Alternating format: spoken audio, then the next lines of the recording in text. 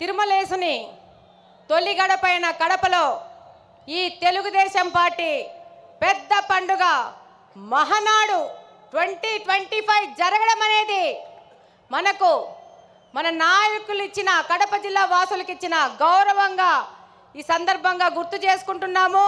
ఈ కార్యక్రమానికి వచ్చిన మన పూజ్యులు గౌరవనీయులు తండ్రి సమానులు అధ్యక్షులు గౌరవ ముఖ్యమంత్రి గారికి, అలానే పార్టీ జాతీయ ప్రధాన కార్యదర్శి శ్రీ నారా లోకేష్ గారికి, అలాగనే తెలుగుదేశం పార్టీ అధ్యక్షులు పల్లా శ్రీనివాసరావు గారికి, మరియు తెలుగు రాష్ట్రాల నలుమూల నుండి వచ్చిన గౌరవ మంత్రివర్యులు, ఎంపీలు, ఎమ్మెల్సీలు, ఎమ్మెల్యేలు, అన్ని జిల్లాల అధ్యక్షులు, ఇన్ఛార్జీలు, అలాగనే నాయకులు, కార్యకర్తలు, ముఖ్యంగా మన కార్యకర్తలందరికీ చేతులెత్తి ధన్యవాదాలు తెలియజేసుకుంటున్నాను. ఈరోజు ఈ భారీ జనసందోహాన్ని చూస్తుంటే భారీ అనే పదం కానీ జనసందోహం అనే పదం కానీ వీటికి సరిపోవు. ఆకాశం ఈనిందా, నేల తల్లి కనిందా అనే విధంగా ఇసుక రాలితే రాలలేనంత జనం ఈరోజు కడపలో తెలుగుదేశం పార్టీ కార్యకర్తలు ఇంత పెద్ద ఎత్తున వచ్చారంటే కడప గడ్డ తెలుగుదేశం పార్టీ యొక్క అభిమానులదని మరొక్కసారి తెలియజేసుకుంటున్నాను. ఈరోజు ఈ కార్యక్రమం, ఈ మహానాడు కార్యక్రమం ఇంత విజయవంతం అవడానికి కారణమైన మన Mahanadu coordination team, food committee కానీ, డెకరేషన్ టీం కానీ, అరేంజ్మెంట్స్ టీం కానీ, ప్రతి ఒక్కరికి, అలాగనే అధ్యక్షులు శ్రీనివాస్ రెడ్డి గారు కానీ, మంత్రి సవిత గారు కానీ, అలాగనే ఈ కార్యక్రమానికి వచ్చిన అబ్జర్వర్స్ కానీ, మా జిల్లా ఎమ్మెల్యేలు, ఎమ్మెల్సీలు, ఇన్ఛార్జీలకు అందరికీ ధన్యవాదాలు తెలియజేసుకుంటున్నాను. అంతకంటే ముఖ్యంగా మన కార్యకర్తలు ఈ యొక్క కార్యక్రమాన్ని విజయవంతం చేసుకుంటున్నారని మరొక్కసారి తెలియజేసుకుంటున్నాను. ఈరోజు గర్వంగా తెలియజేసుకుంటున్నాను, we are from Kadapa, we are proud to be Kadapa people. ఇది కడపలో జరుగుతుంది కాబట్టి ఇంత పెద్ద చారిత్రాత్మకమైన ఘట్టం మన కడపలో మనం ఆహ్వానిస్తున్నాం, మనం అతిథులకు సేవ చేసుకుంటున్నాం. ఈరోజు ప్రతి ఒక్కరికి ఈ కార్యక్రమంలో అరేంజ్మెంట్ చేసి శభాస్ అనిపించుకున్నామంటే అది కడప జిల్లాలో ఉన్న తెలుగుదేశం పార్టీ అంటే. 43 సంవత్సరాల తెలుగుదేశం పార్టీ చరిత్రలో మొట్టమొదటిసారి మహానాడును ఈసారి మన అధ్యక్షులు మాన్య శ్రీ నారా చంద్రబాబు నాయుడు గారు, అలాగనే మన జాతీయ ప్రధాన కార్యదర్శి గారు నారా లోకేష్ గారు వాళ్ళు నిర్ణయించడమే మనకు దక్కిన గర్వంగా తెలియజేసుకుంటున్నాను. ఈరోజు తెలుగుదేశం పార్టీ ఏ స్వార్థం కోసమో కాదు, ఎవరి కోసమో కాదు పుట్టిన పార్టీ. తెలుగుదేశం పార్టీ అనేది తెలుగువాడి ఆత్మగౌరవ వేడి సెకండ్ నుండి నాటి ఢిల్లీ పాలకులకు తెలియజేయడం కోసం పుట్టిన పార్టీ. తెలుగుదేశం పార్టీ అంటే బలుగు బలహీన వర్గాల అభ్యున్నతికి, రాజకీయ ఆర్థిక స్వాతంత్రం కోసం పుట్టిన పార్టీ. తెలుగుదేశం పార్టీ సమర్థవంతమైన నాయకత్వం మరియు క్రమశిక్షణ కలిగిన, నిబద్ధత కలిగిన కార్యకర్తలే వెన్నెముక. ఏ రంగంలో కానీ తక్కువ కానీ తెలుగువాడి ఆత్మ గౌరవ ప్రతీక మన తెలుగుదేశం పార్టీ. తెల్లవాడి నుంచి మనకు స్వాతంత్రం తేవడానికి గాంధీ మహాత్ముడు పుడితే తెలుగువారి ఆత్మ గౌరవాన్ని కోసం పుట్టిన వారు విశ్వవిఖ్యాత నట సార్వభౌమ స్వర్గీయ అన్న ఎన్టీఆర్ గారు. రాష్ట్రంలో మొట్టమొదటిసారి వృద్ధాప్య వికలాంగుల పెన్షన్లు ఇచ్చిన, వితంతు పింఛన్లు ఇచ్చిన దీన బాంధవుడు మన అన్న ఎన్టీఆర్ గారు అయితే అదే పింఛన్లు ఈరోజు 4,000 నుంచి 15,000 వరకు పెంచిన ఘనత మన ముఖ్యమంత్రి శ్రీ నారా చంద్రబాబు నాయుడు గారిది. ఈ దేశంలో ఆడపిల్లలకి ఆస్తిలో హక్కు కల్పిస్తే ఎన్టీఆర్ గారు మహిళా సాధికారత మరియు వారి ఆర్థిక స్వాతంత్రానికై కృషి చేస్తున్నారు. మన నాయకులు శ్రీ నారా చంద్రబాబు నాయుడు గారు. రాయలసీమ ప్రయోజనాల కోసం అన్న ఎన్టీఆర్ గారు తెలుగు గంగ ప్రాజెక్ట్ నిర్మిస్తే మన Nara Chandrababu Naidu garu SRBC, HNS, GNSS, KC canal modernization చేసి వాటి సాగునీటి తాగునీటి ప్రాజెక్టులను ప్రారంభించి లక్షలాది మంది రాయలసీమ ప్రజల దాహార్తిని తీరుస్తున్నారు. మన ప్రియతమ నాయకుడు నారా చంద్రబాబు నాయుడు గారు ఎన్టీఆర్ ఆశయాలను, ఆదర్శాలను, సిద్ధాంతాలను ముందుకు తీసుకెళ్తూనే పరిపాలనలో, సంక్షేమంలో కానీ, అభివృద్ధిలో కానీ ఆయన తీసుకొచ్చినన్న సంస్కరణలు ఈ దేశంలో మరెవ్వరూ తీసుకురాలేదనడానికి సందేహమే లేదు. చంద్రబాబు నాయుడు గారంటే క్రమశిక్షణ, పట్టుదల, అంకుటిత దీక్ష, నేర్పు, ఓర్పు కలిగిన నాయకుడిగా ప్రపంచ దేశాలు అవసరాలను, సంక్షోభాలను అవకాశాలుగా మార్చి విజనరీ లీడర్గా ప్రపంచమంతా ఈరోజు కీర్తిస్తున్నది. అందుకే రాష్ట్ర అభివృద్ధి అనగానే ఎవరి పేరు గుర్తొస్తుంది? నారా చంద్రబాబు నాయుడు గారి పేరు గుర్తొస్తుంది.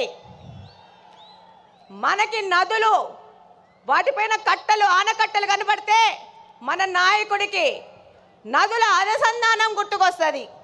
దాని కార్యరూపమే పట్టిసీమ ఎత్తిపోతల పథకం.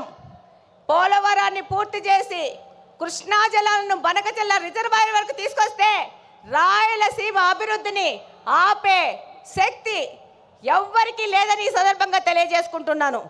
ఆయన యొక్క ఆలోచనల ప్రతిరూపమే ఈరోజు ఐటీ రెవల్యూషన్స్ను, సాఫ్ట్వేర్ రంగానికి 194 దేశాలలో మన తెలుగువారు ఈరోజు వెళ్ళి ఆర్థికంగా అభివృద్ధి చెందుతున్నారంటే అది మన నాయకుడు నారా చంద్రబాబు నాయుడు గారి యొక్క ఘనతనే.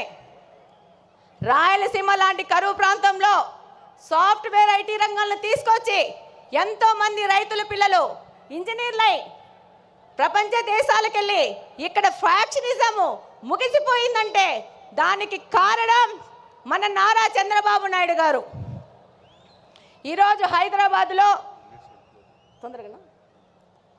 ఈరోజు హైదరాబాద్ అంటే నారా చంద్రబాబు నాయుడు గారే గుర్తొస్తారు. అలాగనే ఈరోజు మనకు కడపలో ఇంత పెద్ద అవకాశాన్ని ఇచ్చి, ఒక మహిళను నాకు అవకాశం ఇచ్చి ఇక్కడ ఎమ్మెల్యేగా పోటీ చేయించారు.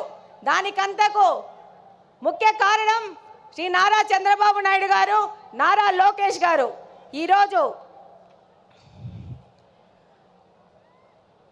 మన నారా లోకేష్ గారు 1 కోటి మంది సభ్యత్వాలను చేసుకొని వాళ్ళకు ఇన్సూరెన్స్ అని ఏదైనా ప్రమాదం జరిగితే 5 లక్షల బీమా వాళ్ళకు వచ్చే విధంగా చేశారంటే భారతదేశంలోని ఏ పార్టీ కూడా ఈ విధమైన కార్యక్రమం చేయలేదు. అది తెలుగుదేశం పార్టీ వంతైంది.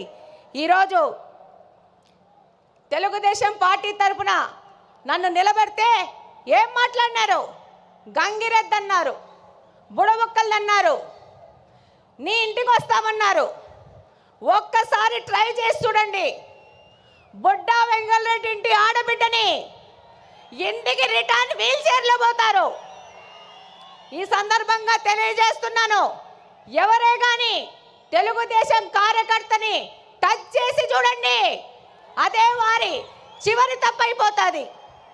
శ్రీ నారా చంద్రబాబు నాయుడు గారి ఆశయాలతో ఇక్కడ ఎమ్మెల్యేగా గెలిచి మీ అందరికీ తెలుసు. ఈరోజు పులివెందుల ఎమ్మెల్యే 2 సార్లు ప్రచారానికి వచ్చాడు. రెండవసారి మా ఎమ్మెల్యేని చూడొద్దండి, నన్ను చూసి ఓట్లేయండి అన్నారు. కానీ మా తెలుగుదేశంలో పార్టీలోని కార్యకర్తలు, నాయకులు, మన ప్రజలు అది తిరస్కరించి తెలుగుదేశం పార్టీకి ఓటేశారంటే మీరందరూ 2 ఎమ్మెల్యేలను ఓడగొచ్చినారు కడప నియోజకవర్గం నుంచి. ఈరోజు మన నాయకుడు చంద్రబాబు నాయుడు గారి ఆశయాల ప్రకారము ఆయన దగ్గరికి కడప నియోజకవర్గ అభివృద్ధి కోసం పలుసార్లు పోతున్నాం. ఆర్థిక పరిస్థితి ఇబ్బంది ఉన్నా కూడా సార్ని ఇబ్బంది పెడుతూ కడప నియోజకవర్గం విషయము ప్రతి ఒక్కసారి తీసుకెళ్తున్నాం. దాని ఫలితంగానే ఈరోజు స్ట్రాంగ్ వాటర్ డ్రైన్స్ 70 కోట్ల రూపాయలకి ఫుట్ ఓవర్ బ్రిడ్జ్లు 20 కోట్ల రూపాయలకి శాంక్షన్ చేసి మేము మేనిఫెస్టోలో చేసిన వాగ్దానాన్ని, ఒక ఆడపిల్ల చేసిన వాగ్దానాన్ని నిలబెట్టుకునే విధంగా మన నాయకులు మనకు గౌరవం ఇచ్చినారు. ఈరోజు మన నాయకుల ఆశీస్సుల ప్రకారము మన కడప స్వచ్ఛ కడప అనే ప్రోగ్రాన్ని కడపలోని ప్రతి ఒక్క తెలుగుదేశం నాయకుడు కార్యకర్త వారానికి 2 రోజులు 6 గంటల నుంచి 9 గంటల వరకు కడప నియోజకవర్గ అభివృద్ధి కోసం తిరుగుతున్నారంటే అది మన నారా చంద్రబాబు నాయుడు గారి స్వచ్ఛాంధ్ర ముందుకు తీసుకుపోయే విధంగా మన కడపను కూడా స్వచ్ఛ కడప చేసుకోవాలని మా తెలుగుదేశం కార్యకర్తలు పాటుపడుతున్నారు. ఈరోజు ఎన్నో దశాబ్దాలుగా కడపలోని బుగ్గంగా ప్రాజెక్టుని నిర్లక్ష్యం చేసి దాన్ని పిచ్చి మొక్కలకు, పందులకు, అపరిశుభ్రానికి నిలవుగా మార్చిన ఈ వ్యక్తులు ఈరోజు తెలుగుదేశం పార్టీ అధికారంలోకి రాగానే ఆ ప్రాంతాన్ని గంజాయి సేవించే వారికి అడ్డగా మారిస్తే దాన్ని కంప్లీట్గా క్లీన్ చేసి రేపు జూన్ 21వ తేదీ జరిగే నేషనల్ యోగా డే బుగ్గంగా ప్రాజెక్టులో మ్యాట్ వేసుకొని చేస్తామని సందర్భంగా తెలియజేసుకుంటున్నాను. అలాగనే ఈ యొక్క మహానాడు సందర్భంగా మన ముఖ్యమంత్రి గారికి చిన్న విజ్ఞప్తి. మా ఊర్లో దేవుని కడప టెంపుల్ ఉంది అన్న, దాన్ని తప్పకుండా పర్యాటక రంగంగా అభివృద్ధి చేసి కడపకు తలమానికంగా చేయాల్సిన అవసరం ఎంతగానో ఉంది. బుగ్గంగ చెరువును డెవలప్ చేసుకోవాల్సిన అవసరం ఉంది. అలాగనే మాకు మంచినీళ్ళ సమస్య చాలా ఉంది. Kadapa town, Kadapa head quarters 20 సంవత్సరాల నుంచి ఒకటే పార్టీ అధికారంలోకి ఉంది, కానీ పూర్తిగా నిర్లక్ష్యం చేశారు. నారా చంద్రబాబు నాయుడు గారి ఆశీస్సులతో ఆ సమస్యను కూడా మేము తీర్చుకుంటాం.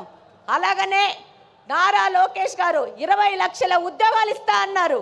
అందులో భాగంగా కడప హెడ్ క్వార్టర్స్లో మెగా జాబ్ వేళ ఏర్పాటు చేసి 2500 మందికి స్థానికంగా బహుళజాతి కంపెనీల్లో ఉద్యోగాలు ఇప్పించినాం.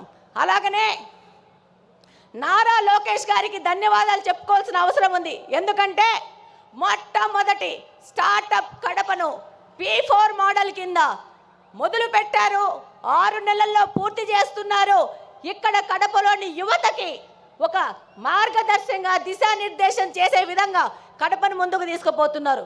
అలాగనే మనం P4 మోడల్లో మన కడపలో నిఘా వ్యవస్థను పెంచడానికి 1 కోటి రూపాయల వ్యవధితో P4 మోడల్లో కెమెరాలు పెట్టబోతున్నాం. చివరిగా కడప అనేది ఎవరి అడ్డాగడ్డా కాదు, ఇది కడపలో నివసిస్తున్న ప్రజల అడ్డా, కడప ప్రజల గడ్డ. తెలుగుదేశం పార్టీ ఇందాకనే మీరు చూసింటారు, దాదాపు 15 మంది నాయకులు తెలుగుదేశం పార్టీ నాయకులు నిలబడ్డారు. మేమందరం తెలుగుదేశం పార్టీ కార్యకర్తలను ప్రజల దగ్గరికి తీసుకుపోయి వాళ్ళ ద్వారా మా ద్వారా ప్రజాసేవ చేస్తూ ఇది ప్రజల అడ్డా అని తెలియజేస్తున్నాం. అలాగనే నాకు ఈ మహావేదికలో మాట్లాడే అవకాశం కల్పించిన ప్రతి ఒక్కరికి ధన్యవాదాలు తెలియజేసుకుంటూ సెలవు తీసుకుంటున్నాను. జై హింద్, జై తెలుగుదేశం.